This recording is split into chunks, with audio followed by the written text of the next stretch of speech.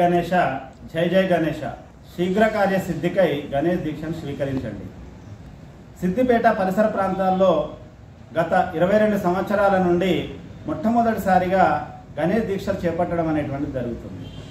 ఈ గణేష్ దీక్షలు కాణిపాక వరసిద్ధి వినాయకుని యొక్క అనుగ్రహంతో, ఆశీస్సులతో సిద్దిపేట పట్టణ పరిసర ప్రాంతాల్లోని ప్రజలు చాలామంది దీక్షను తీసుకొని వారి యొక్క విఘ్నాలను తొలగించుకొని ఆనందంగా, ఆరోగ్యంగా, ఉన్నతంగా, ఉత్తమంగా ఉంటున్నారు. నేను కూడా గత 19 సంవత్సరాల నుండి ఈ దీక్షను, మండల దీక్షను స్వీకరిస్తున్నాను. మండల దీక్ష అనేటువంటిది ఈ రేపటి రోజు అనగా 7 ఆగస్టు 2025 రోజు నాడు వేసుకోవడం జరుగుతుంది.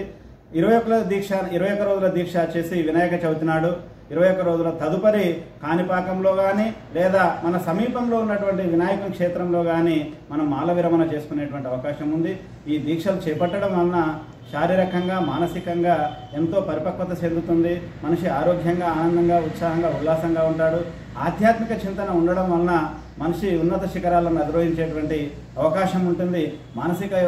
మానసికమైన స్థైర్యమే మనిషికి మహాబలం కనుక మానసికమైనటువంటి దృఢత్వాన్ని పెంచుకోవాలంటే ఆధ్యాత్మిక చింతన అలవరుచుకోవాలి. అందులో మరీ ముఖ్యంగా ఆదిదేవుడు అయినటువంటి విఘ్నేశ్వరుని యొక్క దీక్ష చేపట్టడం వలన మనము కోరుకున్నటువంటి కోరికలు ఏవైతే ఉన్నాయో అవన్నీ సకాలంలో నెరవేరి ఏ విధమైన ఆటంకాలు లేకుండా నెరవేరుతాయని నేను భావిస్తున్నాను.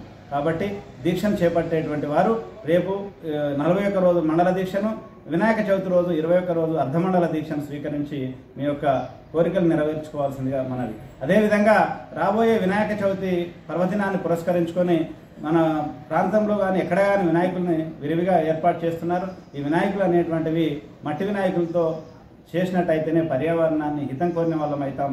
పర్యావరణ పరిరక్షణే మన యొక్క ప్రాణహితం కాబట్టి, ప్రజాహితం కాబట్టి దాన్ని దృష్టిలో పెట్టుకొని మట్టి వినాయకుల్ని ఏర్పాటు చేయాలని నేను కోరుకుంటున్నాను. జై గణేశ, జై జై గణేశ.